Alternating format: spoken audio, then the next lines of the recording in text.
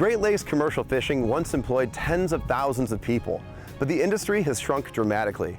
According to the Michigan Department of Natural Resources, only about 25 commercial fishing businesses still operate in the state. Today, we introduce you to one of them. Bayport Fish Company was established in 1895.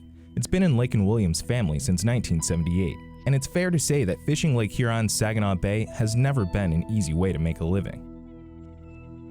We trap net fish out of the Great Lakes. Right now, our fish are in over 130 foot of water.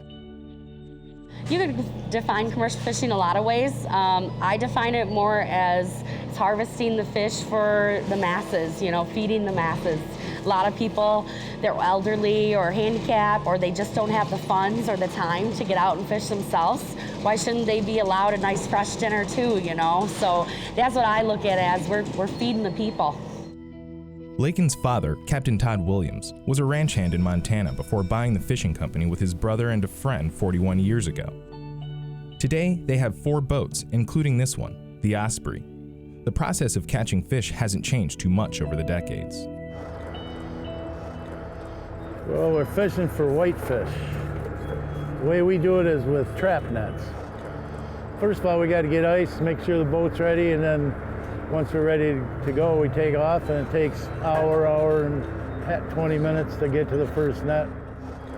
You got the captain, of course, and then you need 2 deckhands to lift the net and shoal the fish, bail them out, ice the fish. Once they've worked together enough, they kind of know their job, and it's pretty smooth. The net sinks all the way down, sits on the bottom, and then it's got floats on the top line that float it up. So it sits at the bottom and then fishes 30 feet up from there. It's shaped like a big funnel, so the fish come into it, into the pot, and then the pot is what we pull out to bail the fish out. The net's got to be tight to the bottom to fish. If it's floating up, the fish won't, they'll go underneath it. So we just stretch it as tight as we can get her. It's like it's got memory. You let her go, she pulls the whole net down. We've got nets that were built in the 40s. Oh yeah, if you take care of them, they last. You might have to put patches in them, but once you got them, they last a long time. Bayport usually has 10 to 20 nets in the water, and each gets checked once a week, weather permitting. You'll see us leaning over the deck, pulling that net up. That's the toughest part of it. And then once the net's over the boat, we basically slide the boat underneath the net. And that actually helps shoal the fish so they're congregated and easy enough to scoop out. Bayport catches whatever swims into their nets, but their licenses allow them to keep only fish over a minimum size, and only fish of certain species open to commercial fishing. We bail them out and sort them as the size. The small ones go back, the walleye, lake trout, everything but whitefish, and we can take catfish and burbot. We bail them out, and when we're done, we ice them down and go to the next net. We'll take the fish in, just like we bailed them out of the pot. We'll take them, bail them off the boat into totes with ice and water, and we run them through a drum scaler, stick them in the cooler overnight, and then they'll get filleted tomorrow, take the bones out, and then they'll either go to market, they'll go to the smoker, or they'll get shipped out somewhere. The company sells fresh, smoked, and frozen fish at its retail store in Bayport and in markets around the region. When you eat local fish around the Great Lakes, you've probably got an organization like Bayport Fish Company to thank.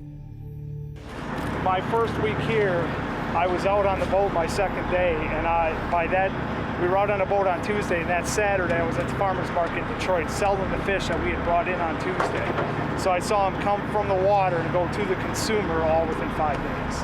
It doesn't get much fresher than that. And these fish will be ready to sell tomorrow. The commercial fishing industry on the Great Lakes is only a shadow of what it was in the past. There's not very many. In the Bay, there's 5 of us.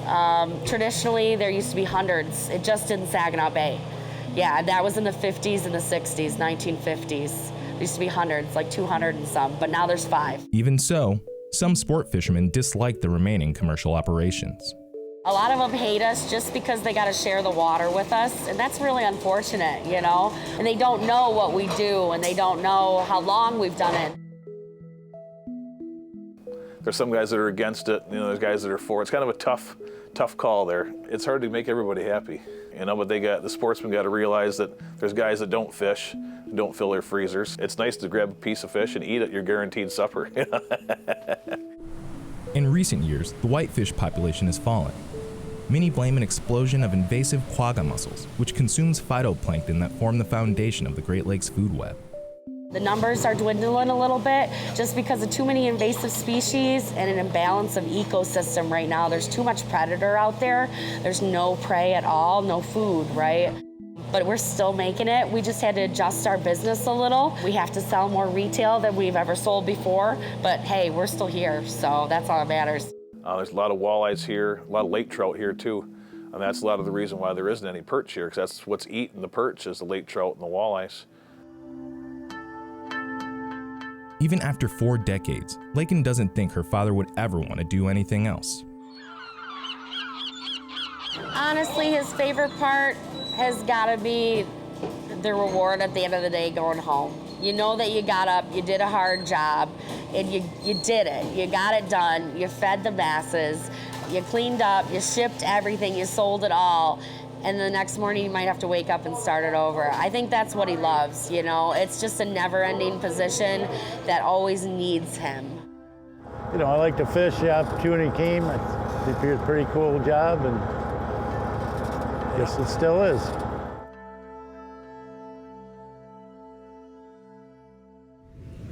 For more on these stories and the Great Lakes in general, visit greatlakesnow.org. When you get there, please follow us on social media, subscribe to our YouTube channel, and sign up for our newsletter. See you out on the lakes.